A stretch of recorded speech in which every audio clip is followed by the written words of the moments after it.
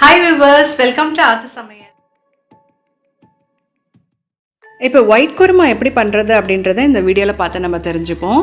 ரொம்பவே டேஸ்டியாக எல்லா டிஃபன் ஐட்டம்ஸ்க்கும் நம்ம இதை யூஸ் பண்ணிக்கலாம். இப்போ நான் காமிக்கிறேன் இல்லை, கொஞ்சம் புதினா, கொத்தமல்லி, அப்புறம் இது சோம்பு, அப்புறம் இஞ்சி பூண்டு விழுது இதெல்லாம் சேர்த்து நீங்கள் அரைச்சி வச்சுக்கோங்க.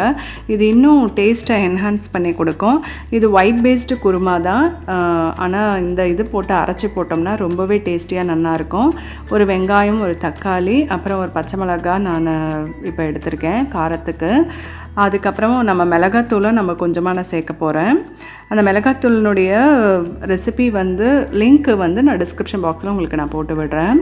இப்போது எப்படி பண்ணுறது, இதை ஃபஸ்ட்டு நீங்கள் அரைச்சி வச்சுக்கோங்க. இந்த காய்கறிலாம் தேவையானதை நீங்கள் எடுத்துக்கோங்க. ஒரு ஒரு கடாய் வச்சுட்டு தேவையான அளவு எண்ணெய் விட்டுக்கலாம். எண்ணெய் விட்டுண்டு இந்த பட்டை, கிராம்பு, இலை எல்லாமே சேர்த்துக்கலாம். நம்ம ஃபஸ்ட்டு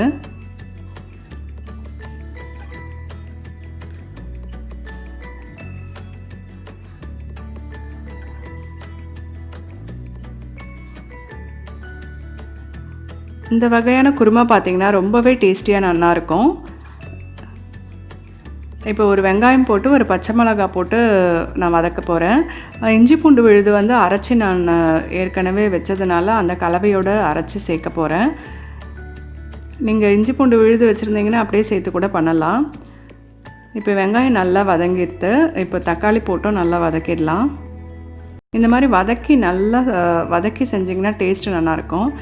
இப்போ இந்த க்ரீன் பேஸ்ட் இருக்குது இல்லையா, ஸோ இதையும் நம்ம ஆட் பண்ணி நம்ம இதில் போட்டு நம்ம வதக்கி செய்கிறச்ச ரொம்பவே டேஸ்டியாக நல்லாயிருக்கும். ரொம்பவும் ஆரோக்கியம் கூட. எதுவும் தூக்கி போட மாட்டாங்க இந்த மாதிரி அரைச்சி நீங்கள் சேர்க்கும்போது. இப்போது இதனுடைய லிங்க்கு தான் எப்படி அரைக்கிறது மிளகாய்த்தூள் அப்படின்றதையும் நான் உங்களுக்கு டிஸ்கிரிப்ஷன் பாக்ஸில் போட்டு விடுறேன். இஃப் சப்போஸ் மிளகாய்த்தூள் சேர்ந்த மாதிரி இல்லைன்னா நீங்கள் சாம்பார் பொடி விற்கிறது இல்லையா, அதை கூட நீங்கள் போடலாம். அப்படி இல்லைன்னா 1 டீஸ்பூன் தனி மிளகாய்த்தூள், 1 டீஸ்பூன் தனியாத்தூள் சேர்த்து கொஞ்சமாக ஜீரகத்தூள் சேர்த்து நீங்கள் இதில் வேக வைங்க.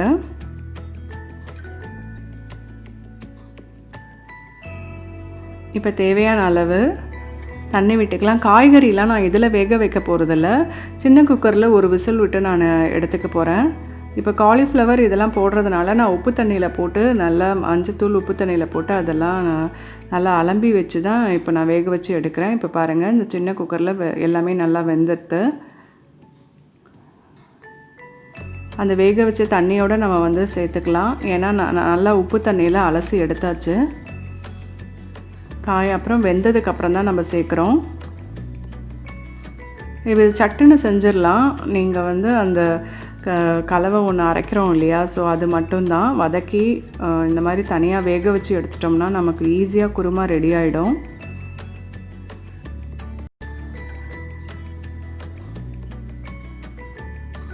உங்களுக்கு நிறைய சைட் டிஷ் சப்பாத்திக்கு, அதுக்கப்புறம் சட்னி வகை ரெசிபீஸ்னுடைய லிங்க்கெலாம் நான் டிஸ்கிரிப்ஷன் பாக்ஸில் போட்டு விடுறேன். உங்களுக்கு வேறு ஏதாவது தேவைன்னா நீங்கள் அதில் போய் பார்த்துக்கலாம்.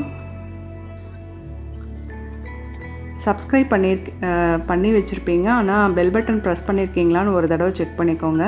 இப்போ தேங்காய் விழுது நான் கொஞ்சமாக போட்டிருக்கேன். இதில் போட்டுட்டு தேவையான அளவு உப்பு போட்டு நல்லா இப்போ கொதிச்சு வந்துருச்சு. இப்போ குருமா ரெடி ஆகிடுச்சு. சட்டுன்னு செஞ்சிடலாம். ரொம்பவே டேஸ்டியாக நல்லாயிருக்கும், நல்லா வாசனையாக இருக்கும். இது எல்லா டிஃபனுக்கும் நீங்கள் யூஸ் பண்ணிக்கலாம். இடியாப்பம் அந்த மாதிரி ஐட்டமுக்கு கூட, ஆப்பமுக்கு கூட யூஸ் பண்ணிக்கலாம். நெக்ஸ்ட் வீடியோவில் சந்திக்கிறேன். கண்டிப்பாக சப்ஸ்கிரைப் பண்ணுங்கள், லைக் பண்ணுங்கள். தேங்க்யூ.